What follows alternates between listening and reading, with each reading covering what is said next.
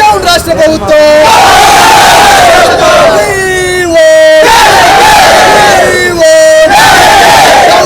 Down రాష్ట్ర ప్రభుత్వం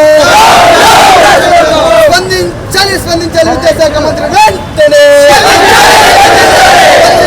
స్పందించాలి విద్యాశాఖ మంత్రి వెంటనే జీవో నంబర్ 77 వెంటనే ఇవ్వాలి పీజీ విద్యార్థులకు ఫీజు రీయింబర్స్మెంట్ ఇవ్వాలి పీజీ విద్యార్థులకు ఫీజు రీయింబర్స్మెంట్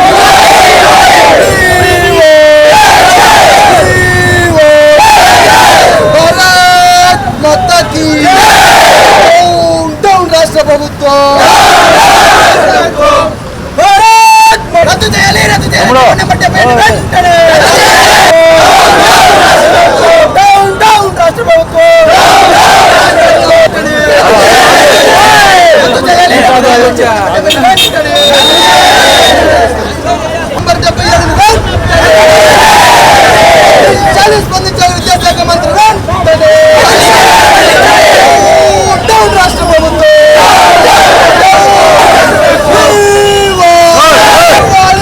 ఫీజు రీయింబర్స్మెంట్ వెంటనే ఇవ్వాలి పీజీ చదివే విద్యార్థులకు ఫీజు రీయింబర్స్మెంట్ వెంటనే రద్దు చేయాలి జీవో నెంబర్ 77 వెంటనే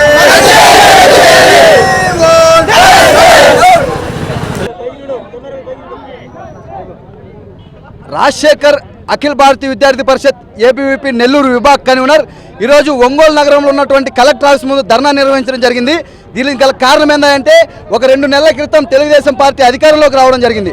అధికారం లేకుండా ప్రతిపక్షంలో ఉన్నప్పుడు యువగలం పాదయాత్ర చేస్తున్నప్పుడు ఇప్పుడున్నటువంటి రాష్ట్ర విద్యాశాఖ మంత్రి నారా లోకేష్ గారు అనేక రకమైనటువంటి హామీలు ఇవ్వడం జరిగింది.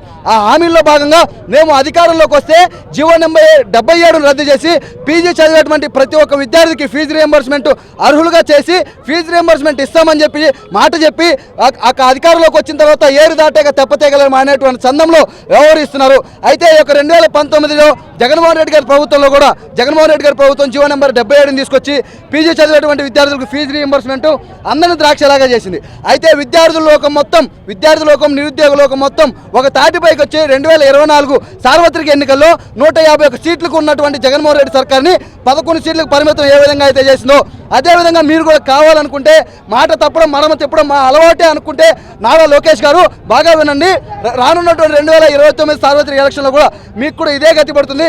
కాబట్టి వెంటనే మీరు జీవో నెంబర్ 77ను రద్దు చేసి పీజీ చదివేటువంటి విద్యార్థులకు ఫీజు రీయింబర్స్మెంట్ అందించాలని ఏబీవీపీ డిమాండ్ చేస్తుంది. మీరు ఈ యొక్క నారా లోకేష్ గారు విద్యాశాఖ మంత్రి ఎవరైతే ఉన్నారో మీరు జీవో నెంబర్ 77 పైన ఇంతవరకు కూడా ఎందుకు స్పందించట్లేదని చెప్పి ఏబీవీపీ డిమాండ్ చేస్తుంది.